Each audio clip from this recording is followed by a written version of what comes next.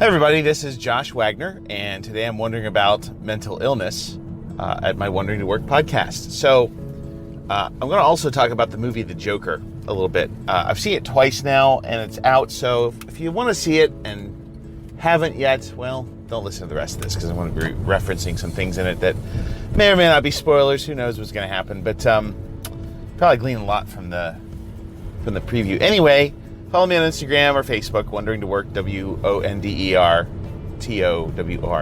at either Instagram or Facebook.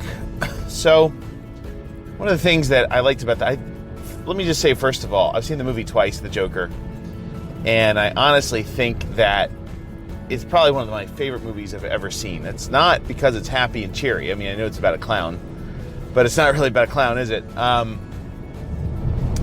It's very realistic, though, in some senses, and obviously not realistic in others. They couch it in a comic book movie because I think it's brilliant, because it's a fictional character, not like glorifying someone that has had mental illness in the past and has shot up schools and stuff like that, but it's couched in sort of a fictional, sort of, I'll say idealistic, in the sense of, you know, it's an idealized sort of mental illness. But real mental illness is actually kind of messier than that movie. But I think that if you actually go see a movie, The Joker, you should be disturbed watching it. I was disturbed watching it. And for one really good reason, and that's that they got it right. I think that they got it right. Now, I'm not a mental health professional. You know, I've dealt with mental health issues with other people and myself, you know, in a spiritual director kind of capacity. And I've dealt with my own mental health issues, depression, anxiety, which I think is very common these days. And and of course, I've been in therapy for a while, and I do a lot of reading on the subject, but I'm not an expert, I'm not licensed or anything like that, so this is purely opinion at this point, but I do think that they got it right. One of the tenets of the movie is that you see this Arthur Fleck character kind of get worse and worse and worse, and he's already kind of in a bad place. He's taking a lot of medications, 7 medications. He's seeing a social worker every week, and he's a clown by day, and he gets beat up, and his life is terrible. His mother has got troubles, which you later find out she had a lobotomy, you know, because that was a popular thing in the 60s, and, you know, and this is set in 1981. So, you know, he lives with his mother, and it's really kind of a sad situation, and he has these delusions of grandeur, which, you know, and right off the bat, like, very quickly into the movie, he has this sort of scene where he is imagining himself in the audience of a talk show, like a Tonight Show kind of thing. And it's a very, you know, seamless sort of entry from where he's watching the television to where he's actually in the audience. And it's almost like a memory sort of thing. And so you kind of assume that it might have happened, but then you kind of get the idea that it was fictional. But you just get a sort of glimpse into that. Then he has to stop taking his medicine. Then he, you know, starts to kind of lose it. He kills some people, et cetera, et cetera. Obviously, the killing part is what makes the movie hard, but it's very hard to watch, because at a certain point you don't know what's real and what's not. Like, you don't know if he's actually got a girlfriend, and you find out that he kind of doesn't have a girlfriend. It's all in his head, and it gets worse and worse. The delusions get mixed in with the reality, and as a movie watcher, you can't really tell what's going on, and neither can he. He doesn't really. You don't even know if he's having a delusion or if he's locked in a psych ward and having this whole movie's in his head, or, you know, if it's because the social worker in the outside and the social worker on the inside of the psych ward look exactly the same or very similar to each other. So you just don't know, and it's sort of an Inception type thing. Well, here's where I think they got it right. I can tell you that, dealing with my own issues of mental illness, depression, and anxiety, that what happens is you stop being able to tell what reality is. And obviously, I didn't get to the level of the guy in the movie, or else I'd be, I guess, in jail, but or in an institution, right? But the fact is that when I've had my worst depression and worst anxiety, I can't really tell where, like, reality is. And not in the same sense that he did. But let me give you, for instance.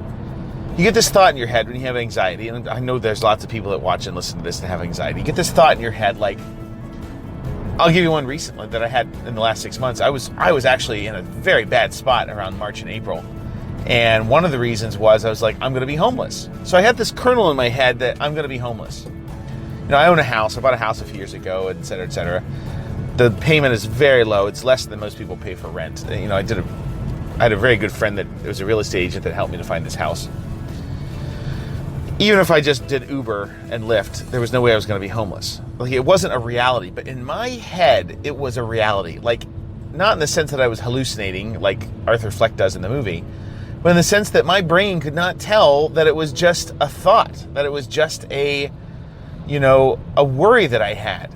And that's the problem with worry also, and PTSD and all these other things, is that your brain doesn't actually know what's fact and what's fiction.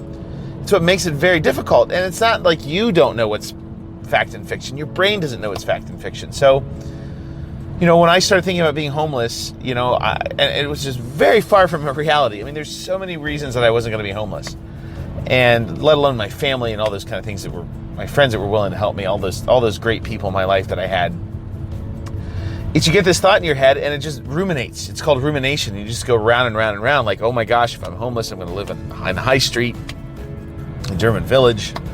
I'm going to be hungry all the time. I'm going to be poor. I have to give up my dog, all these the kind of thoughts. And you can't tell where it's your brain doesn't know if it's real or not. And that's the problem with the Joker in Arthur Fleck in the movie The Joker with Joaquin Phoenix, is that you don't really know what's fact and fiction. Now for him, it's an extreme version of that. It's literal delusion. It's hallucination. It's, auditory hallucination, visual hallucination, those kind of things. But what's the difference? I guess maybe it's a difference in kind because he had real deep psychological issues that I haven't had to deal with, like probably schizophrenia and all sorts of different things and traumatic brain injuries, and that I don't have to deal with any of those things. But I mean, is it really that different? My brain doesn't really know the difference between fact and fiction. So I think that's why the movie gets it right, and also why the movie is disturbing, because honestly, at some level that happens to every one of us, where we get into a situation where, our worries overwhelm us, or our anxieties overwhelm us, or our possibilities possibilities are an awful thing. Like I had this meme, and I need to find it again, but it said basically like 98% of what we worry about never comes to pass. But man, can I worry about that 98% of stuff like it's real.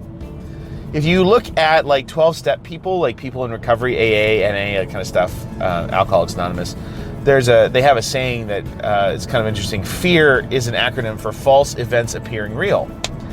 And that's really what happens in the Joker, is that even to the audience, you can't tell what's real and what's not. The whole movie, from beginning to end, like the ending makes it you wonder if the whole thing is real, sort of like Inception does.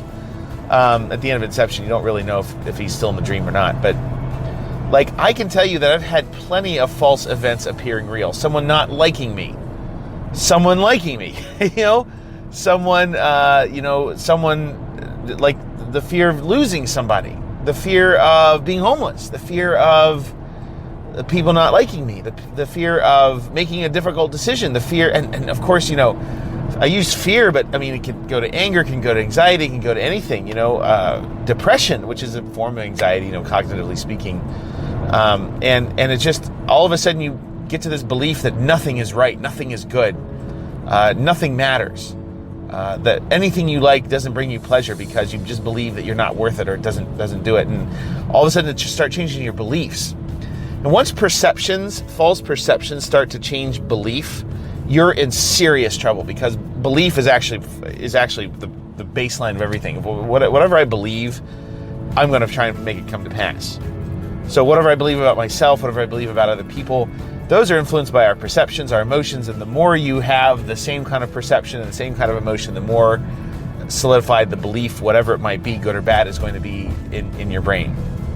So one of the things I've been studying recently is Stoicism. I love Stoicism. It's kind of interesting. Like the first tenet of Stoicism is see clearly. Like that is really important, because like when I was in the worst throes this last year of my anxiety and depression, which is around March and April, there's some reasons that happened which aren't relevant to this conversation, but I could not see things clearly. And so the first thing is like, see things clearly. That means you have to get a counselor. That means you have to confide in a friend. You have to go to an AA meeting. You have to do some group therapy. You have to read about some things. You have to be honest with yourself. You have to write some things down, journal some things out. You got to do those things. I mean, it's really, really super important that you're honest with the reality that you're contending with. And of course, we're never going to get 100% of reality. We're never going to get it. We have filters in our heads that prevent it because, perception is, you only view things from one angle at a time. And that means you're missing every other angle that's possibly there. So, you have to be honest with yourself, and you have to really contend with reality. And that's hard sometimes because all of the images in your head, and I've said this before, I think I've said this before in this podcast, but I've said it before other places. Your brain doesn't know the difference between fact and fiction. Most of your brain doesn't know the difference between fact and fiction. Most of your brain will take the possibility and the worry as the same as a real event that's going on. And then it'll produce all the same anxieties. And then you'll start to believe that event's going to happen, and then you start going into this spiral. So, I don't know, a lot of mental illness out there. Everybody has some of it. And the best line of the movie, it was actually written down in a notebook. It's something along the lines of the Joker movie. Something along the lines of, the problem with mental illness is that people want you to act like you don't have it. And that's a really powerful thing because there's so much of it, and it's okay to have it. Like I said, I've had anxiety and I've had depression and all that kind of stuff. And anyway, I just got a phone call from my friend, and I'm going to take it. But follow me, Wondering to Work, Twitter and Facebook. Not Twitter. Instagram and Facebook. I'm not going to do Twitter. I just can't stand it. And I'll talk to you next time on The Way to Work.